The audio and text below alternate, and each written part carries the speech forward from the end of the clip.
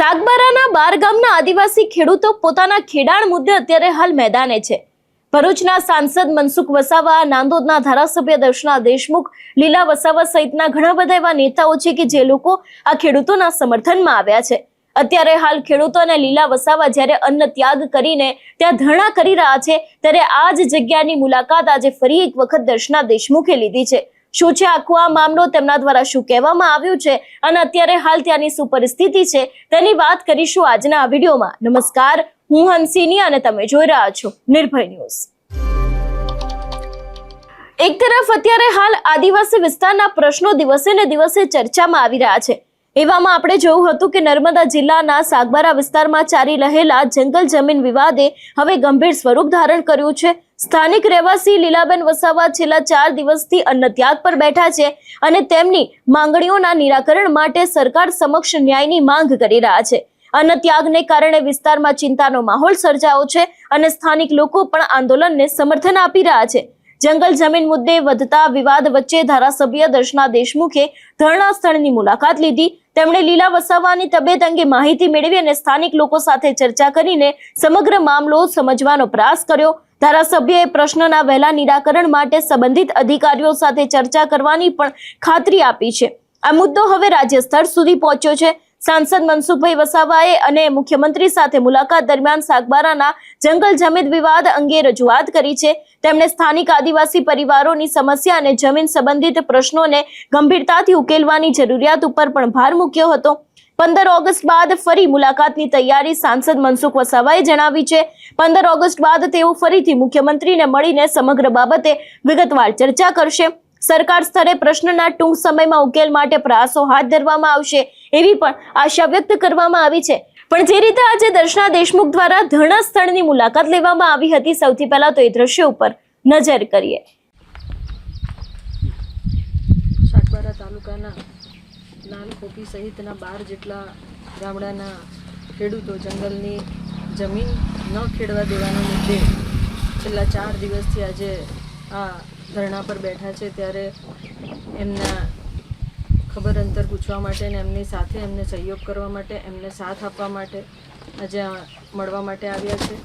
અને અમારા લીલાબેન કે જે આ ખેડૂતોના પ્રશ્નને વાચા આપવા માટે અને ખેડૂતોના પ્રશ્નને લઈને જે રીતના ધરણા પર બેઠા છે, ત્યારે ખરેખર એક મહિલા તરીકે અમારા લીલાબેને પોતે અન્ન જળનો ત્યાગ કરેલો છે અને છેલ્લા 4 દિવસથી એમણે અન્નનો દાણો પણ પેટમાં લીધો નથી। ખેડૂતોના અવાજ માટે, ખેડૂતોના પ્રશ્ન માટે જ્યારે બેન તરીકે આજે આવી રીતના ધરણા પર બેઠા છે, સાથે સાથે ગામના ખેડૂતો પણ એમની સાથે બેઠા છે, ત્યારે મને આ બેનની હિંમતને દાદ દેવી પડે કે જે સમાજના પ્રશ્ન માટે અને સમાજના લોકો માટે જે રીતના એમણે જે હિંમત દાખવી છે અને એમની એ હિંમતને સાથ અને સહકાર આપવા માટે જ અમે પણ આજે આ બેનની સાથે પડખે ઊભા છીએ।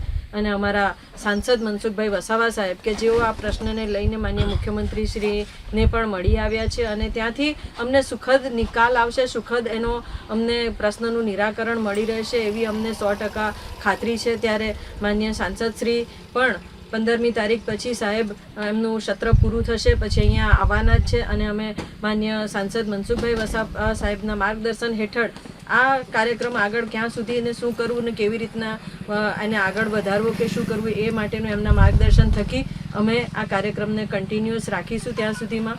અને સરકારને પ્રત્યે અમને વિનંતી છે કે અમને આ વહેલી તકે આનું નિરાકરણ કરી આપવામાં આવે। આજે આ ખેડૂતો જે રીતના બેઠા છે એ ખેડૂતોને જે રીતના એમની પર દયા રાખે, એમની જે વેદના છે એ વેદનામાં સરકાર પણ સહકારી બને અને સાથે સાથે આ ખેડૂતોને એમની જમીન ખેડવા દેવા માટેનો જે પ્રશ્ન ઉપસ્થિત થયેલો છે એમાં સરકાર તરફથી વહેલું તકે નિરાકરણ આવે અને આ ખેડૂતો પણ એમની જમીનમાં ખેતી કરી શકે એ માટેનું આ સરકારના માનનીય મુખ્યમંત્રી હું ભૂપેન્દ્રભાઈ પટેલને વિનંતી કરું છું।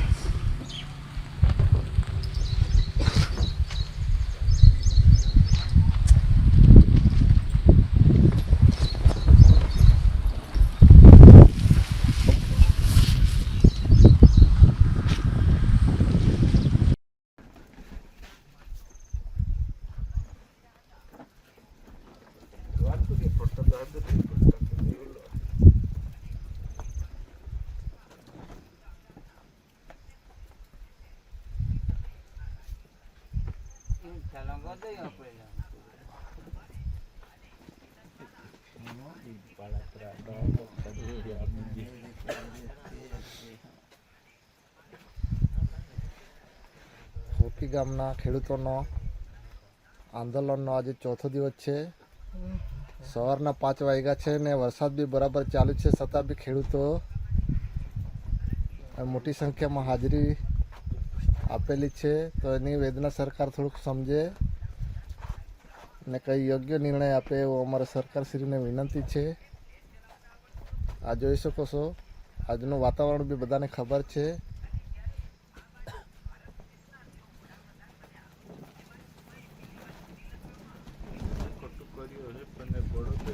હા, અને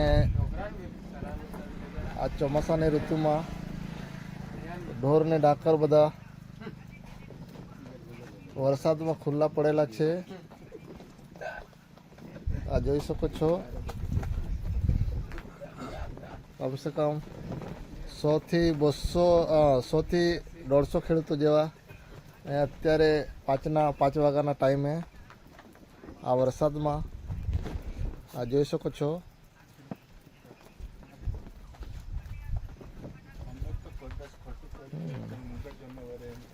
હવે ડોગરાન બી લીલા દે બનાવે.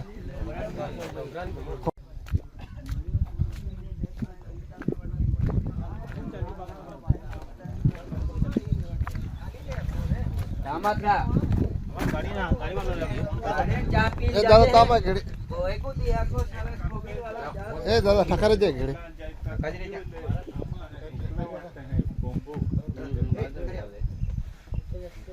આ જોઈ શકો છો મિત્રો, આપણા ખેડૂતની વેદના જો સમજતા હોય તો આ અમને જેટલા સમર્થન આપી શકો છો એટલું આપી શકો છો. અમારે કંઈ ભૂલ હોય તો અમને માફ કરજો, પણ અમારા સમર્થનમાં જેટલા આદિવાસી સમાજના લોકો જેટલા ભેગા થાય એટલું અમને સારું લાગશે. જય જવાહર, જય આદિવાસી. હવે એક તરફ આખો આ મુદ્દો ખૂબ જ ચર્ચામાં આવ્યો છે. આપણે જોયું હતું કે વન સમિતિના જે મંત્રી છે એમનું પણ ક્યાંક આ સમગ્ર મામલે એક નિવેદન સામે આવ્યું હતું. એમનું પણ એવું જ કહેવું છે કે ઉમરપાડા સાગબારાના આદિવાસીના ઉકાઈ ડેમના એ લોકો વિસ્થાપિતો છે. 2005માં જીવન નિર્વાહ માટે સરકારે વિસ્થાપિતોને જમીન આપી હતી. સાગબારા ઉમરપાડાના ખેડૂતો એક થઈને ખેતી કરી રહ્યા છે. ઉમરપાડાની જમીનની વાત કરીને જંગલ જમીન ખેડતા અટકાવે છે. સાગબારાના 12 ગામના આદિવાસી ખેડૂતો સાથે અન્યાયનો દાવો છે એ પણ તેમના દ્વારા કરવામાં આવ્યો છે. વન વિભાગ સાગબારા ઉમરપાડા વચ્ચે ભાગ પડે તેવા કોઈ જ નિયમ નથી એવી વાત પણ તેમના દ્વારા કરવામાં આવી છે. એટલે એક તરફ આખો આ જે વિવાદ છે તે દિવસે ને દિવસે ચર્ચામાં આવી રહ્યો છે. હવે સાંભળી લે કે જે વન સમિતિના મંત્રી છે એમના દ્વારા પણ શું કહેવામાં આવ્યું છે. તમામ આ વિસ્તારના ઉકાઈ વિસ્થાપિત છે ને અમે જ્યારે કાયદો બનાવ્યો ત્યારે દિલ્હી ખાતે 2005માં જે 13 ડિસેમ્બર 2005 દરમિયાન કાયદો બન્યો ત્યારે બધા આદિવાસીઓ દિલ્હી ખાતે ગયા, ત્યાંથી કાયદો બનાવી લાવ્યા. એટલે અમે બધા આદિવાસી સાથે મળીને જંગલ જમીન ખેડીએ છીએ, કેમ કે ઉકાઈ વિસ્થાપિત હોવાથી અમને અહીંયા જ્યારે અમને વિસ્થાપિત કર્યા ત્યારે અમારે ભણવાનું ઠેકાણું નહીં, ખાવાનું ઠેકાણું નહીં, બહુ બધી મુશ્કેલીનો સામનો કર્યો. પણ હવે જંગલની જમીન કરી છે ત્યારે થોડું ઘણું અમને ખાવાનું અને સારી રીતે રહેવાનું પ્રાપ્ત થાય છે. પણ વારંવાર જંગલ ખાતું હેરાન કરે છે, ઘડીકમાં અભિયાન લાવે છે, ઘડીકમાં વૃક્ષારોપણ કરી દે છે. અમારા ઉમરપાડા તાલુકાના જે અમે વન વિસ્તાર ખેડીએ છીએ ત્યાં 40 પ્લોટની અંદર પ્લાન્ટેશન કરી દેવામાં આવ્યું છે. લગભગ 2005 એટલે 2002થી જે સાથે મળીને અમે ખેડીએ છીએ. 2007ની અંદર જ્યારે અમારો પાક તુવેરનો હતો ત્યારે જંગલ ખાતાએ અને તંત્રએ લગભગ ઈશારો કર્યો હશે એટલે જંગલ ખાતાએ તુવેરનો પાકનો નાશ કર્યો. ત્યારથી બધા અમે સાથે મળીને ખેડીએ છીએ. સાથે મળીને અમે એકબીજાના સમાજના અંદર જે કંઈ દુઃખદ પ્રસંગ, લગ્ન પ્રસંગ તમામ અમે ભાગ લઈએ છીએ. અને અમે આદિવાસી એક થઈને અમારો નારો જ એવો હતો કે લડેંગે જીતેંગે આદિવાસી આમું આખા એક. આ સૂત્રના નિયમ અનુસાર અમે ચાલી છે. અમે કોઈને બેદખલ કરતા નથી, કેમ કે જંગલ જમીન ખેડવું એ આદિવાસીનો હક અને અધિકાર છે.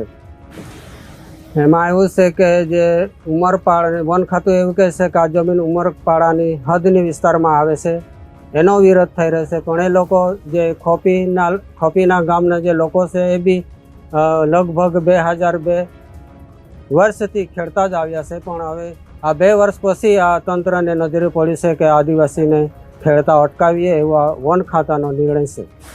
એ તો આ ડગરીપાડા વન અધિકારી સમાજથી લગભગ એપ્રિલ મહિનામાં અહીંયા અમને પૂછવામાં આવતા હતા કે અમને પણ ઠરાવમાં સામેલ કરો, પણ અમે કીધું કે અમે ઓલરેડી સાગબારા તાલુકાના જે 9 ગામો છે, હલગામપાડી, દદન, સરતા, કાકડિયા, આંબા, નાની નાલ, પોરોળી અને ભાદળ, એ લોકોને સમાવેશ કર્યા છે. તો અમારાથી હવે નહીં સમાવેશ કરાય. તમારા પડોશના ગામ જે દરુપણ છે, ઉમરદાસ છે, એ પંચાયત એ વન અધિકાર સમિતિ તમે મળો અને ત્યાંથી ઠરાવ લઈને તમે સહમતિ લઈને તેઓ ઠરાવ તમે આ એડજસ્ટ કરો તો સારું એવું અમે જાણ કરેલ લોકોને. અરવિંદભાઈ બી વસાવા. જોવાનું એ પણ રહેશે કે હવે આ સમગ્ર મામલે શું થાય છે. ખરેખર ખેડૂતોના મામલે હવે કોઈ સરકાર દ્વારા નિર્ણય લેવામાં આવશે કે કેમ, આ વિષયને લઈને તમારું શું માનવું છે અમને કમેન્ટ કરીને ચોક્કસથી જણાવજો. તેની સાથે અમારી ચેનલ નિર્ભય ન્યૂઝને લાઇક, શેર અને સબસ્ક્રાઇબ કરવાનું ભૂલશો નહીં. નમસ્કાર.